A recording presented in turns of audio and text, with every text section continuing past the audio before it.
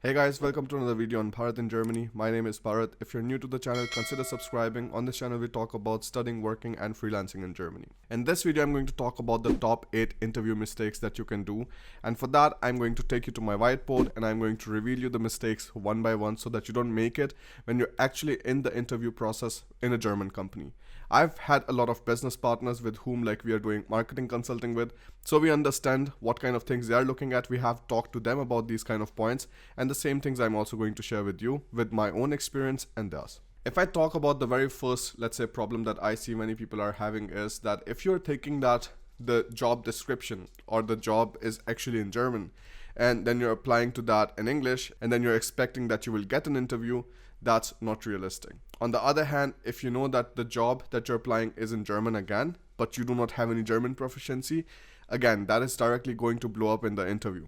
Even if you have B1 or something, that is still nice. I remember we had one course student who just did his interview with the B1 level proficiency, and the interviewers, they were already enough that they were yeah, at least you have some German proficiency, you have good English proficiency, so we think we can work with this.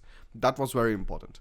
So think about this and do not just go and jump into the job descriptions which clearly state that you need very good German proficiency and expect some kind of good response from them. But if you're already in the interview and you applied for the job which you applied for in German, try to make sure that you're able to respond to at least many of the questions in German. For that student, during the coaching program, we actually laid down all of the things that he should be preparing, the questions he should be preparing for in German already, so that he has everything in front of him and he can at least speak those parts completely fine. When they come to the more complicated part, they also gave him the choice that okay, either you can now shift to English or something if you feel comfortable there, or you can keep continuing in German. So that was very good. Now, the second mistake that I want to reveal here is be at least 5 minutes before interview time. So, I mean, it's not a mistake, but it's the thing that you have to do. Many people do the mistake of just either showing up exactly at that time that the interviewers have to wait for you to show up. That is very bad. That's almost 20 or 30% of the points gone right there. And for some people, it is so important that you're directly out of their list of selected candidates. For my company, for example, it is a huge factor whenever we are interviewing somebody and this person shows up late and we had to wait for that person, we just directly just cancel it, because for us it is very important that you respect each other's time on both sides.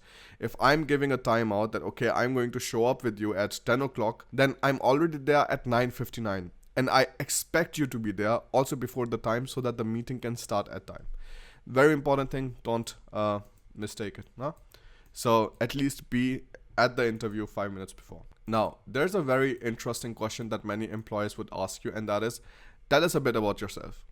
Now, this is a question that you need to practice. The answer to this question, even if you have to sit down and you have to write something down, you should do it, because this is the time where you can sell yourself. This is the time where you can tell them about yourself as a person.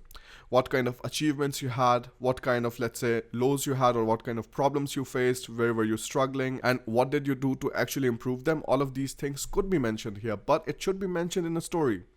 Do you remember reading a very nice novel or something whose character you can actually very clearly remember even till this date? All of those characters have some minute details. For example, instead of saying, yes, I come from this and this city, you can say, alright, hey, my name is Bharat and I come from a small city in India called Kurukshetra. So we can do something like that. We can go into that direction. So adding these kind of adjectives here and there, they make your story more interesting. They make your story more lively. So keep this in mind and definitely use it. And if you anyways want to reach out for some help or something, you can always do that. We have appointments for that too. So next thing is not talking about your previous work and tools. Now, in yesterday's video, I was talking about the portfolio part, that if you're having any kind of job application process going on right now, try to make sure that you have a portfolio ready that you're sending with your emails. This helps the employers to understand what kind of skills you have and how you can add value to their company. Very important. Now, the same thing I'm talking about here in the interview. For example, when they're asking you more about your work experience or your studies and things like that, you should definitely talk about some of the tools that you were using at that time. Now, it can depend from field to field, but generally you have some set standards that are going to be important in one field or the other. For example, In civil engineering, when we are talking about different kind of softwares and stuff in Germany, of course you have your standard ANSYS. This is also relevant for the people who are from mechanical engineering for finite element analysis. Then afterwards, in civil engineering, we use especially Sophistic. This is also a very good software. Then many people in Germany actually use, instead of AutoCAD, they use Rhino 3D. So this is one thing. Also Grasshopper. So Grasshopper is a plugin with Rhino. So, you have all of these different tools that you can actually use during whatever studies you did. So you need to talk about them, and you need to tell them that these are the things I'm already proficient in. Very important thing, don't miss out on this, so that once the interview ends and the interviewer is making notes or discussing with his colleagues about what kind of things he liked or didn't like, then he will know about these things. You are going to actually help them in putting yourself in a positive list when he is discussing about you. So very important thing to keep in mind. Now, one biggest mistake that I see like many people doing is they just ask for the number of holidays and incentives right away.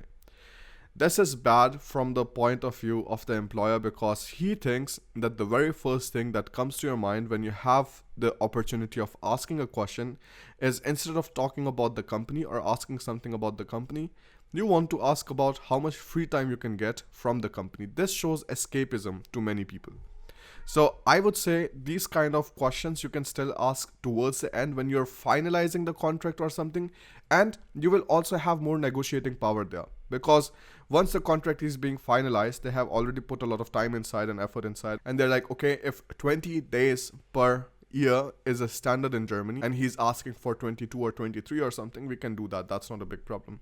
This is how they think, and they're like, yeah, let's just get done with this. So keep this in mind. These kind of questions do not belong in your interview. They belong towards the end when you're asking via email or something. Then it makes much more sense than actually spending that time on the interview.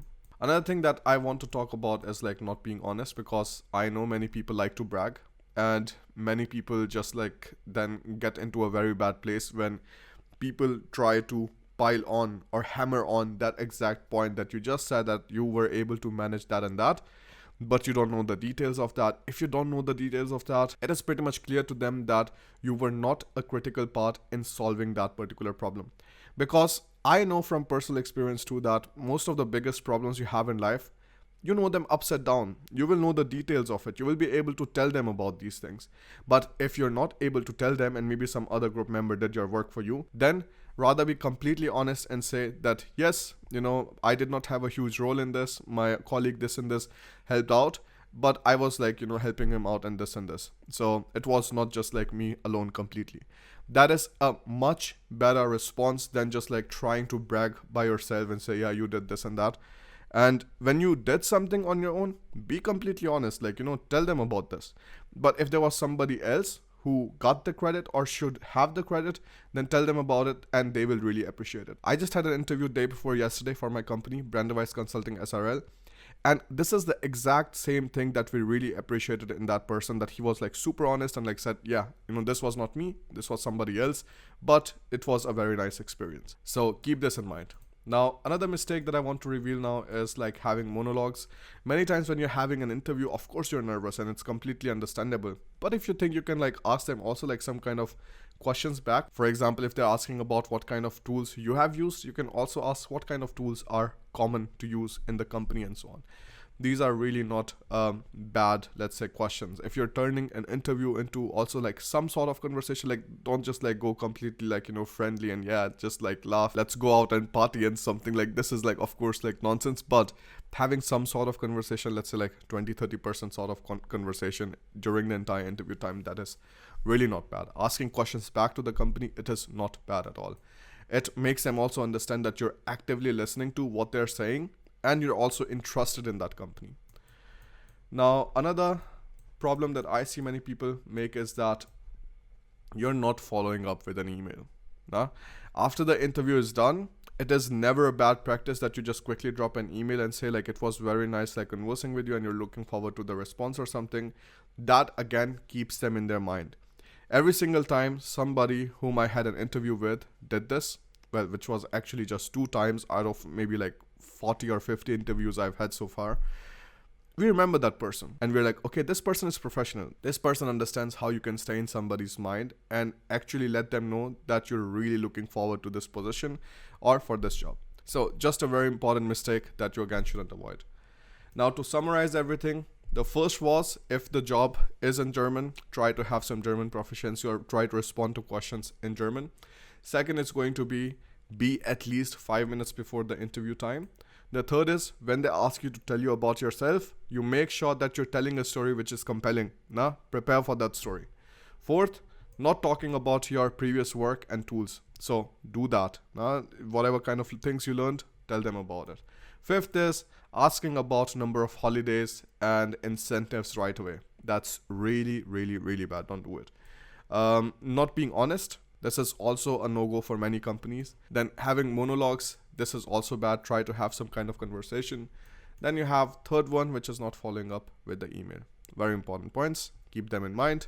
Once you do them, you will definitely have more success during your interviews. If you're looking for any kind of help, coaching, support whatsoever, you can take a look at the complete course for finding jobs in Germany on Big Academy. There we have two plans: the intensive coaching plan, where we have one-on-one calls too, and the second plan is where you get access to the course contents and support for 1 month. If you have more questions about the course, you can join me for the live webinar on Sunday, and I'll see you there. Bye.